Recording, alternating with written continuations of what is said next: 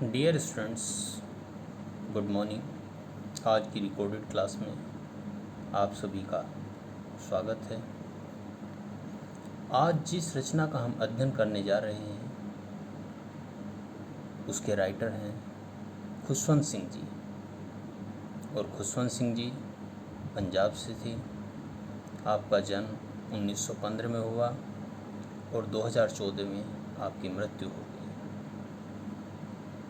जो रचना हम पढ़ रहे हैं उसका नाम है the portrait of a lady. आपकी क्लास में एक बुक लगी है हॉर्नबिल, उसका चैप्टर नंबर 1 जिसे हम क्लास 11th में पढ़ते हैं, उसी का आज अध्ययन करेंगे विद हिंदी एक्सप्लेनेशन। इसमें खुशवंत सिंह जी हमें बताते हैं कि उनकी ग्रैंड मदर कैसी थी और उन्होंने अपना चाइल्डहुड उनके साथ कैसे बिताया और लास्ट में उनकी मृत्यु कैसे हो जाती थी। और उनकी माँ जो दादी जी थी वो बहुत ज़्यादा लंबी नहीं थी, कद थोड़ा छोटा था, उनके चेहरे पर रिंकल्स थे और अधिकांश समय वह अपनी पूजा याचना में लगी रहती थी। इन्हीं सब का वर्णन इस चैप्टर में खुशवंत सिंह जी ने बहुत ही सुंदर तरीके से किया है। आइए इस चैप्टर को शुरू करते हैं। खुशवंत सिंह जी राइटर जो हैं वो कहते हैं कि my grand mother, mister grand mother means Shri दादी, लाइक एवरीबडीज ग्रैंड मदर, सभी की दादी की तरह, was an old woman, एक बूढ़ी औरत थी। She had been old, और वह बूढ़ी हो गई थी। And wrinkled for the 20 years that I had known her, उनके चेहरे पर झुर्रियाँ पड़ गई थी 20 साल के लिए। I had known her, जिन्हें मैं अच्छी तरह जानता था। People said that she had once been young and pretty and had been even a husband, but that was hard to believe. लोगों ने कहा कि वे कभी जवान थी, सुंदर थी और उनके पति भी थे, लेकिन इस पर विश्वास करना कठिन था। My grandfather's portrait मीन्स होता है जो फोटो फ्रेम होता है, उसको बोलते हैं। My grand father portrait hung above the mental peace in the drawing room, मेरे दादा के चित्र को ड्राइंग रूम में एक फ़ोटो फ्रेम की हेल्प से ऊपर लटकाया गया था। He wore a big turban and loose fitting clothes, वह एक बड़ी पगड़ी और ढीले कपड़े पहनते थे। His long white beard covered the best part of his chest and looked at least 100 years old.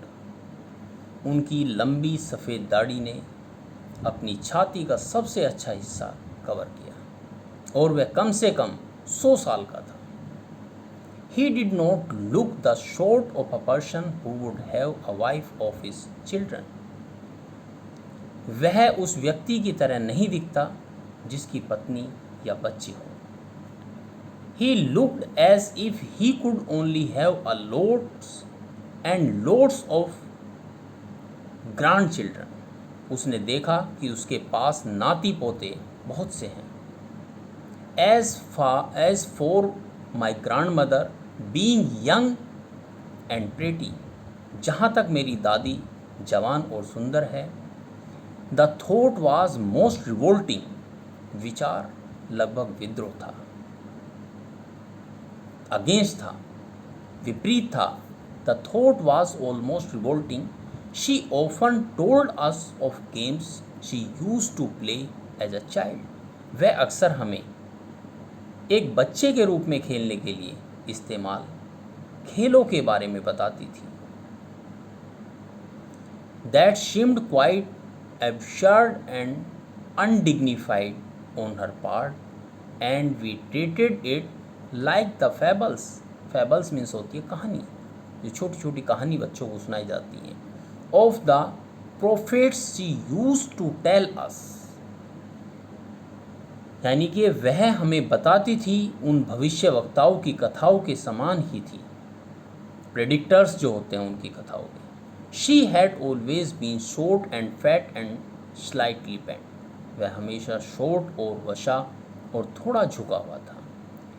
Her face was criss cross of wrinkles running from everywhere to everywhere, और चेहरे पर झुर्रियों को इस प्रकार क्रॉस क्रॉस थे कि उन्हें हर जगह से दूसरी जगह भटकना पड़ता था। No, we were certain she had always been as we had known her, हमें विश्वास था कि हम उसे अच्छे से जानते थे क्योंकि हम उसे जानते थे। We had old so terribly old that she could not have grown older, बूढ़ा इतना पुराना कि उसकी उम्र न बढ़ती। And had stayed at the same age for 20 years, वह 20 साल तक एक ही उम्र में रह जाती। She could never have been pretty, वह कभी सुंदर नहीं हो सकती थी। But she was always beautiful, लेकिन वह हमेशा सुंदर थी। She hope about the house in spotless white with one hand resting on her waist to balance her stoop and other telling the beads of her rosary, एक हाथ अपनी कमर पर टिका रहा और दूसरी जो उसकी माला होती थी, जो पूजा अर्चना के लिए उनके पास होती थी। Her silver locks were scattered untidily over her pale, उसके काले स्लंगदार चेहरे पर चांदी की कलटें बिखरी हुई थी। And her lips constantly moved in inaudible prayer, और उसके होठ हमेशा अश्रव्य जो सुनाई ना देता हो प्रार्थना में घूमते रहते थे। यस, सी वॉज ब्यूटीफुल, वह सुंदर थी। She was like the winter landscape, वह पहाड़ों के शीतकालीन परिदृश्य की तरह थी। An expanse of pure white scenery, breathing ease of contentment, जिसमें सफ़ेद शांति और संतोष का विस्तार था। My grandmother and I were good friends, मैं और मेरी दादी बहुत अच्छे मित्र थे। My parents left me with her when they went to live in the city and we were constantly together, मेरी दादी और मैं अच्छे दोस्त थे। शहर में रहने के लिए जब माता पिता चले गए तो मुझे उनके पास छोड़ दिया। She used to wake up in the morning and get me ready for school, वह मुझे सुबह उठा देती थी और स्कूल के लिए तैयार कर देती थी। She said her morning prayer in the monotonous sing song while she bath and dressed me in the hope that I would listen and get to know it by heart, वह सुबह सुबह मुझे उसे एक साधारण गायन में प्रार्थना करती रही और वह मुझे इस आशा से तैयार करती कि मैं उसे सुनूं और उसे दिल से चाहूं। Because I loved her voice but never bothered to learn it, मैं उसकी आवाज़ से प्यार करता था लेकिन इसे जानने के लिए कभी परेशान नहीं हुआ। Then she would fetch my wooden slate which she had already washed and plastered with yellow chalk, इसके बाद वह मेरी लकड़ी के स्लेट को लाकर पीले चाक मिट्टी की कल में earthen ink pot and red ink, tie them all in a bundle and hand it to me, और कलम से एक बंडल बांध करके मुझे दे देती थी। After a breakfast of thick stale chapati with a little butter and sugar spread on it, एक मसालेदार नाश्ते के बाद बुली चपाती, स्टेल चपाती और थोड़ा बटर था, We want to school. She cried several stale chapatis with her for the village dogs. उस गांव के कुत्तों के लिए उसके साथ कई बासी चपाती ले जाते थे। My grandmother went to school with me. मेरी दादी हमेशा मेरे साथ स्कूल जाती थी। Because the school was attach to the temple. क्योंकि स्कूल मंदिर से पास था, जुड़ा हुआ था। The priest taught us the alphabet and the morning prayer. पादरी ने हमें वर्णमाला और सुबह की प्रार्थना सिखाई। The priest taught us the alphabet and morning prayer while the children sat in the rows on either side of the veranda singing the alphabet or the prayer in the chorus. My mother sat inside the reading the scriptures. जिस समय बच्चे बरामदे में दोनों ओर पंक्तियों में बैठकर वर्णमाला गाते थे या कोरस की प्रार्थना करते थे, मेरी दादी शास्त्रों को पढ़कर बैठ गई। When she had both finished, we would walk back together. This time, the village dogs would meet us at the temple door. जब हम दोनों समाप्त हो गए, अपना काम फिनिश कर लेते थे, हम एक साथ वापस चल देते थे। This time, the village dogs would meet us at the temple door. इस बार गांव के कुत्ते हमें मंदिर के द्वार पर मिलेंगे। They followed us to our home growling and fighting with each other for the chapatis we threw to them. हम लोगों ने उस चपातियों को फेंक दिया जिसके लिए हम अपने घरों में गुर्रा कर लड़ाई करते थे। When my parents were comfortably settled in the city, they sent for us. What was a turning point in our friendship? जब मेरे माता पिता आराम से शहर में बस गए थे, उन्होंने हमारे लिए भेजा। यह हमारी दोस्ती में एक मोड़ था। That was a turning point in our friendship. Although we shared the same room, my grandmother no longer came to school with me. मेरी दादी अब मेरे साथ स्कूल नहीं आई थी। I used to go an English school in a motor bus.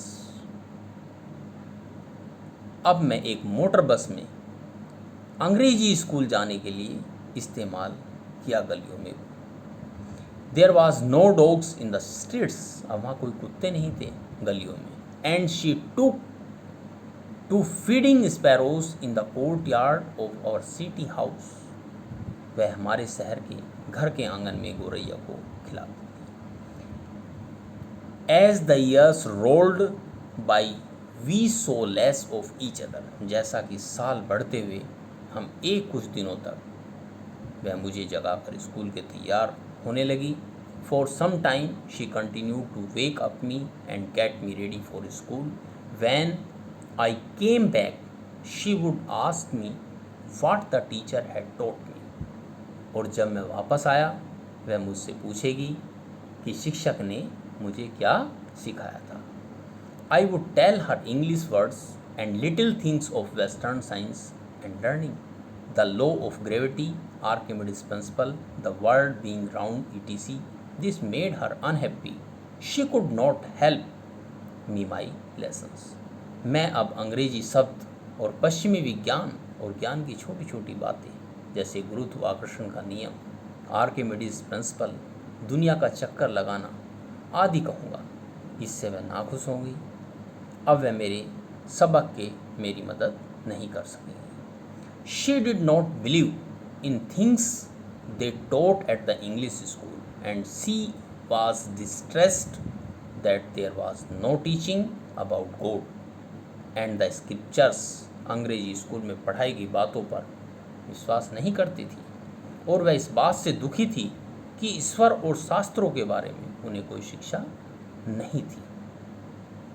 One day I announced that we were being given music lessons. She was very disturbed. एक दिन मैंने घोषणा की कि हमें संगीत सबक दिया जा रहा था। वह बहुत परेशान थी। To her music had lived associates. उसके संगीत के लिए संगठन था। It was monopoly of the harlots and beggars and not meant of gentle for. वैश्याओं और भिखारियों का एकाधिकार था। She said nothing but her silence meant disapproval. उसने कुछ नहीं कहा, लेकिन उसका मौन अस्वीकृति का अर्थ था। वह इस बात से सहमत नहीं थी कि वो उसमें पार्टिसिपेट करे या उसको वो सीखे। See rarely talk to me after that. उसके बाद शायद ही कभी मुझसे मुलाकात की। अब इसके नेक्स्ट पार्ट हम पार्ट 2 में करेंगे। Thank you so much dear students.